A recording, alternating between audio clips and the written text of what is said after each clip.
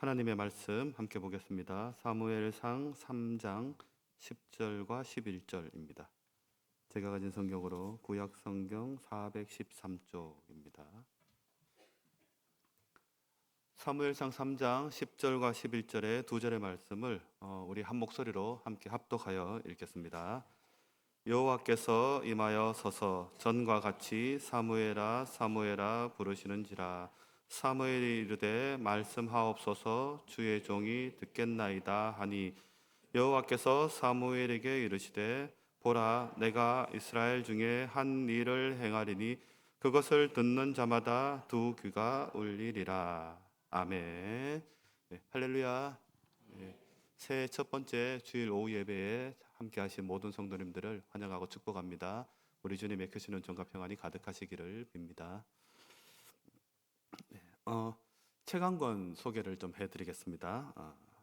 아마 많이 읽어보셨을 것 같습니다. 내려놓음이라는 책입니다. 이 책은 2006년에 처음 초판이 발행이 되었고 이후에 15년 동안 389쇄라는 기독교 서적으로는 참 놀라운 기록을 세웠던 베스트셀러였습니다. 389쇄라는 말은 뭐 아시겠지만 책을 한번 찍었는데 다 팔려서 또 찍고 다 팔려서 또 찍고 그걸 389번을 했다는 이야기입니다. 그러니까 어마어마하게 책이 많이 팔렸던 거죠. 그냥 이런 생각을 해봤어요. 왜 이렇게 많이 팔렸을까 이 책이. 아마도 이 책을 지은 이용교 선교사님이라는 분의 이력 때문이 아니었을까 하는 생각을 해보았습니다. 책에서도 설명을 하는데요. 이 책을 지은 이용교 선교사님은 서울대를 졸업하신 분입니다. 이제 놀라시는 분이 몇 분 있는 거죠, 이게. 서울대학교 동양사학과를 졸업하셨는데 이게 다가 아니라 그리고 나서 미국으로 유학 가서 하버드 대학에서 박사학위를 받았습니다. 이 타이밍에서는 좀 많이 놀라야 되는데, 네. 그죠? 그랬던 분이 그 박사학위로 참 굉장한 일을 할 수 있을 만한 그랬던 분이 모든 걸 다 포기하고 가족과 함께 몽골의 선교사로 가신 거예요. 참 대단하신 분이고 어떻게 보면은 남들이 모두 다 부러워할 만한 그런 자리를 충분히 있을 수 있는데도 불구하고 그런 자리를 포기하고 선교사로, 그것도 참 힘든 몽골이라는 곳에 가서 선교사가 된 이야기에 많은 사람들이 이제 환호를 했었던 거죠. 또 다른 이유를 또 생각을 해보면 저 책의 제목이 주는 특별한 힘 때문이 아니었을까 그렇게 생각을 해봅니다. 지금은 우리가 이제 내려놓는다라는 표현을 좀 익숙하게 쓰고 있지만 아마도 이 책이 나오고 나서부터 그리스도인들을 시작으로 좀 대중적으로 내려놓는다라는 말을 쓰게 된 것 같아요. 비슷한 표현을 하면 이제 포기한다라는 그런 표현을 쓰지 않습니까? 그런데 포기한다라는 표현보다 훨씬 더 힘이 있고 전달력이 강한 그런 느낌의 단어가 내려놓음이라는 것이었던 거죠. 그래서 그 당시에 들어봤던 유머 중에 이런 게 있었습니다. 아버지가 고등학교 학생 아이에게 이렇게 이야기를 하는 거예요. 너 그 손에 들고 있는 휴대전화, 스마트폰 좀 내려놓고 공부해라. 네가 지금 하고 있는 그거 욕심 그거 내려놓고 열심히 노력해야 나중에 훌륭한 사람이 될 수 있다. 아버지가 아들에게 그렇게 이야기를 했더니 아이가 대답하기를, 아버지, 저를 향한 아버지의 그런 희망을 내려놓으세요. 이제 이렇게 대답을 했다는 거죠. 네. 네. 뭐 이렇게 그 당시로서는 굉장한 인기를 받았고 또 많은 분들에게 도전을 주었던 그런 책이었습니다. 보통의 사람들은 참 경험하기 힘든 많은 학벌과 능력을 가졌던 분이 그 모든 것, 누릴 수 있는 모든 것을 다 내려놓고 목회자가 되고 선교사가 되었다라는 이야기는 우리에게 많은 도전도 주고 또 위로가 되는 그런 이야기였던 거죠. 그러면서 또 어떤 생각이 드냐 하면 이제 또 좀 삐딱한 게 있으니까 솔직히 이런 생각도 드는 거예요. 아, 내려놓는 거 좋지. 그거 좋지. 내려놓으면 참 좋은데 솔직히 나도 그렇게 많이 누리고 나서 내려놓으면 안 될까? 그런 생각을 해보는 거죠. 저분처럼 가진 게 많고 이룬 것도 많고 남들이 부러워할 만한 많은 것이 있어야 뭐 내려놓을 거나 있지. 지금 나한테 내려놓고 싶어도 내려놓을 게 없어. 그런 생각도 이제 해볼 수 있게 되는 거죠. 사실은 말은 맞습니다. 내려놓는다라는 거는 무언가를 가지고 있어야 내려놓을 수 있는 거거든요. 내가 무엇을 가지고 있다라는 것에서 내려놓으면 출발이 되는 것입니다. 뭐 힘이라든가 능력이라든가 소유라든가 뭐 경험이라든가 내가 노력해서 얻을 수 있는 그 어떤 것이라도 눈에 보이는 것이든 눈에 보이지 않는 것이든 분명히 무언가가 나에게 있다라는 생각이 이 인식이 있을 때 내려놓음이라는 것을 생각할 수 있게 된다는 것이죠. 내가 가지고 있는 그것, 눈에 보이는 것이든 눈에 보이지 않는 것이든 손으로 만질 수 있는 것이든 만질 수 없는 것이든 그 무언가가 나에게 소중한 가치로 취급되어지고 있다라는 것을 내가 인식할 때 그것을 내려놓는다라는 것이 성립을 하게 되는 것입니다. 그래서 믿음이 좋은 그리스도인들은 내 안에 소중한 자리, 나에게 가장 귀한 자리에 하나님이 아닌 다른 것이 있구나라고 생각하게 될 때 내려놓음에 대해서 생각하게 됩니다. 그러니까 내가 지금 생각하는 그 어떤 것, 그게 무엇이 되었던 간에 하나님보다 내가 소중하게 여기고 있구나. 하나님보다 내가 더 귀하게 여기고 있구나. 라는 것을 스스로 깨달았을 때 내려놓음에 대해서 생각을 하게 된다는 것입니다. 그렇기 때문에 이 내려놓는다라는 게 쉽지 않습니다. 가지고 있는 게 귀하다는 걸 알잖아요. 나에게 가장 소중한 자리에 있다는 것을 알고 있잖아요. 그러니까 내려놓아야 한다는 것도 알지만 잘 안 되는다는 거죠.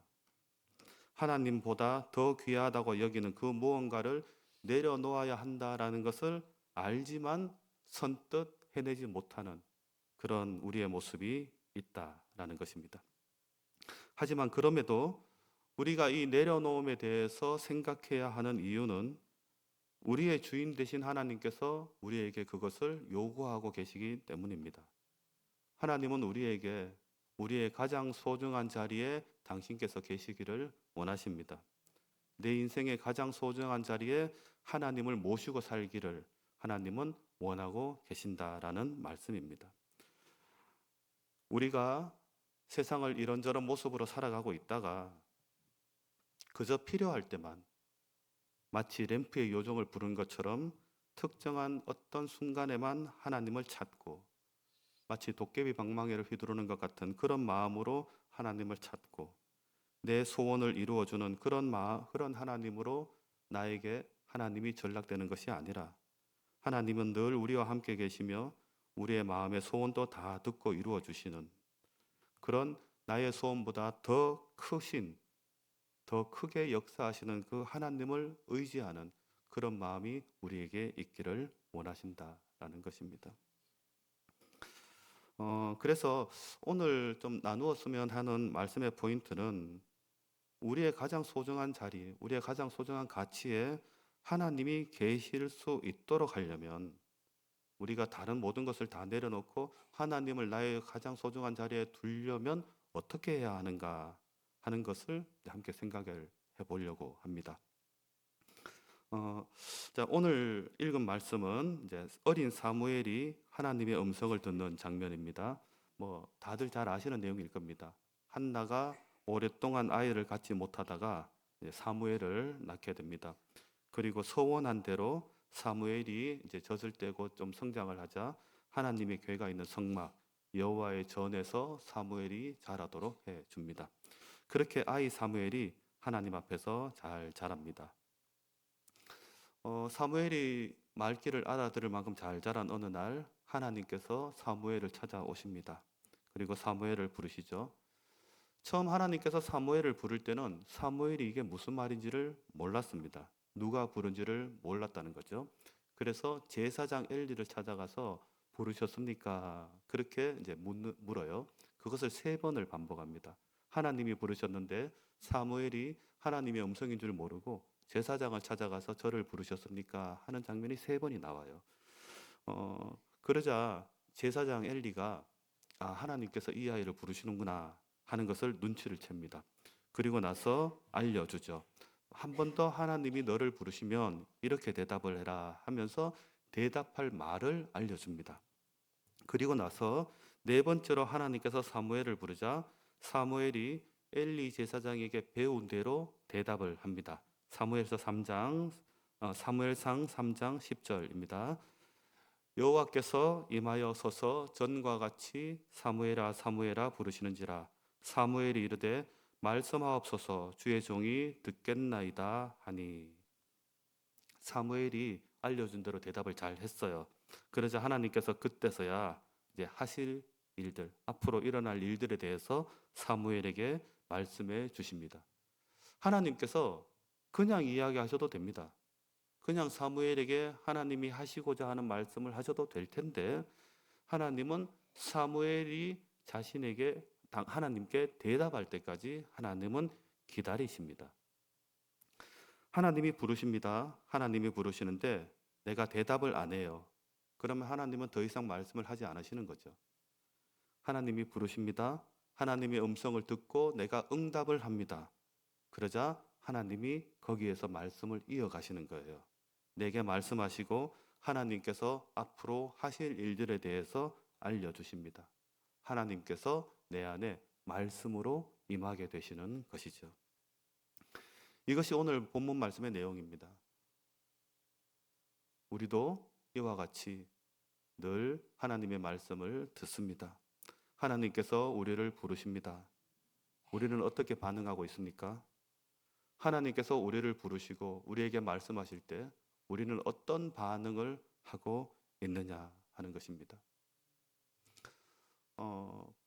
며칠 전 이제 새해가 되었고 오늘 새해 첫 번째 주일을 보내고 있는데요.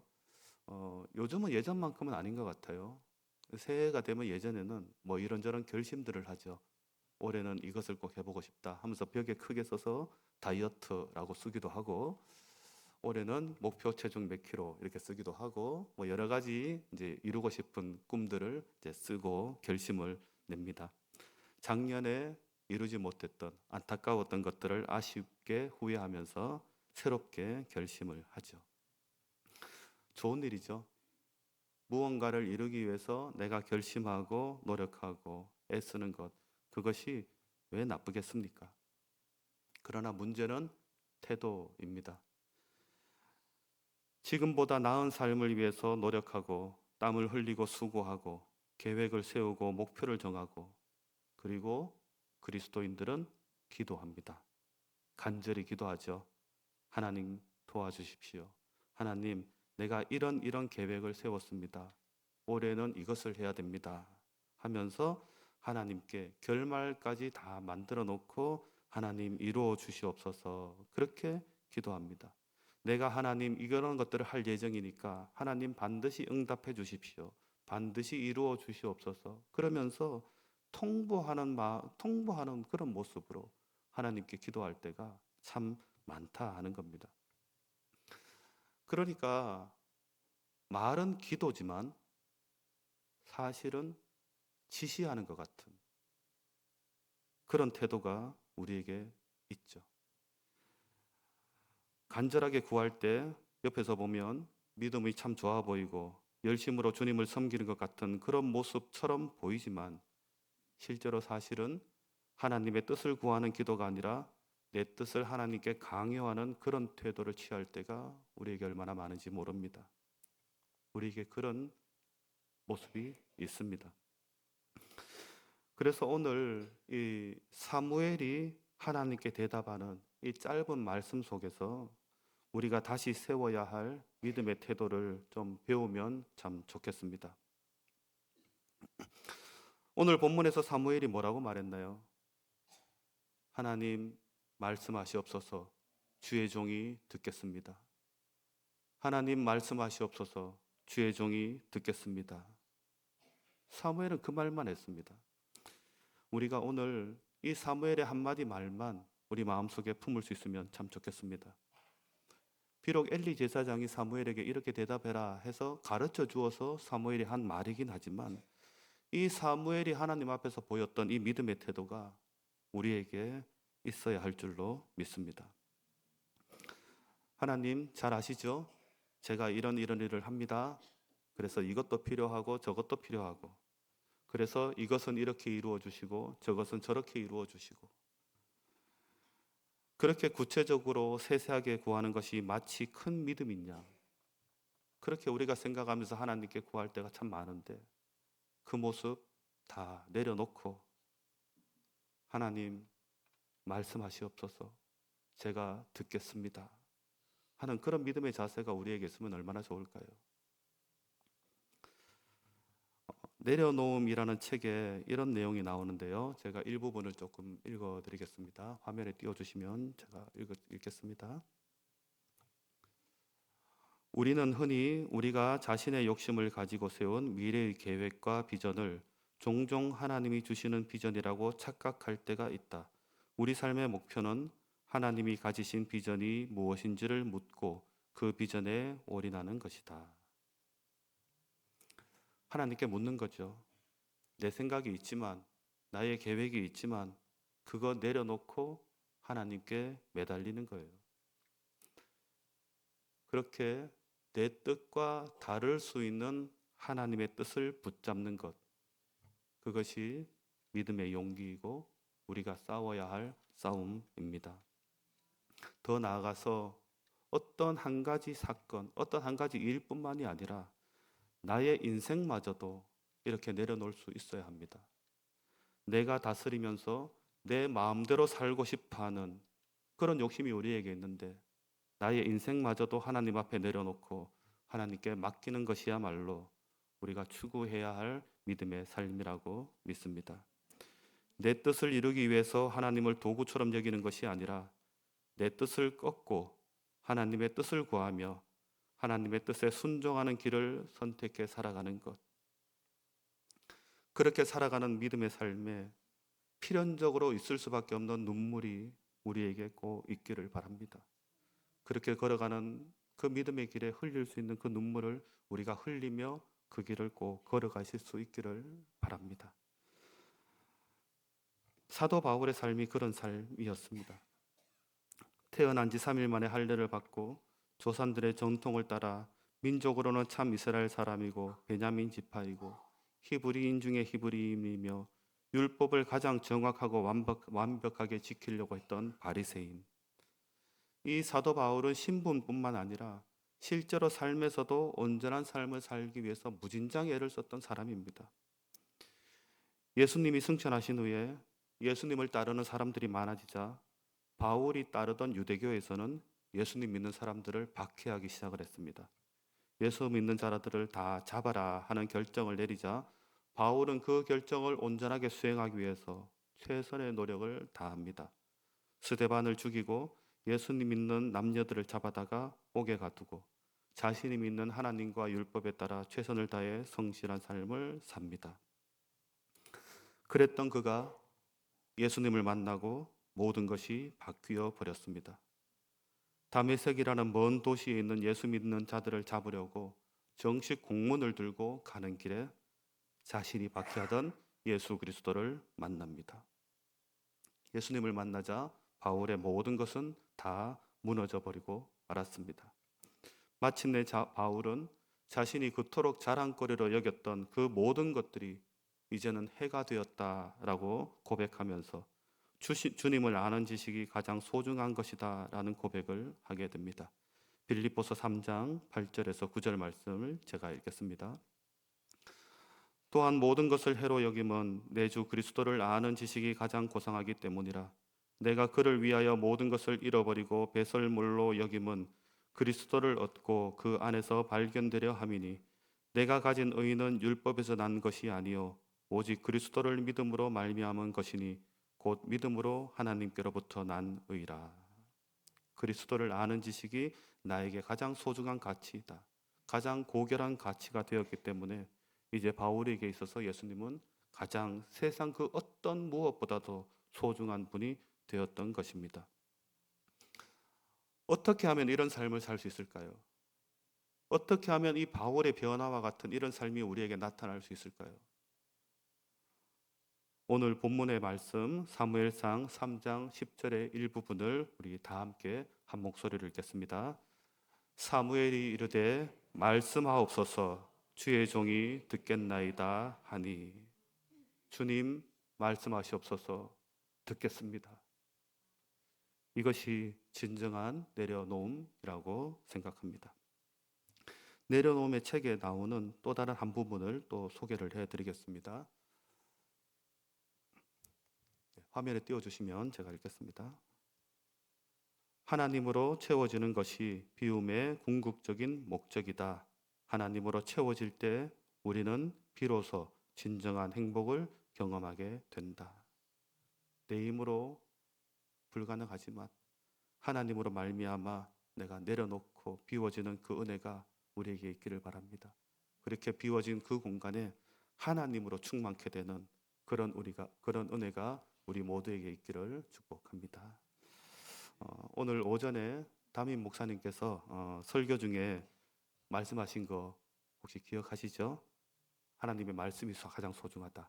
그러니까 다른 거 다 잊어버리고 말씀 한 절 기억하고 가시면 된다. 그렇게 말씀을 하셨습니다.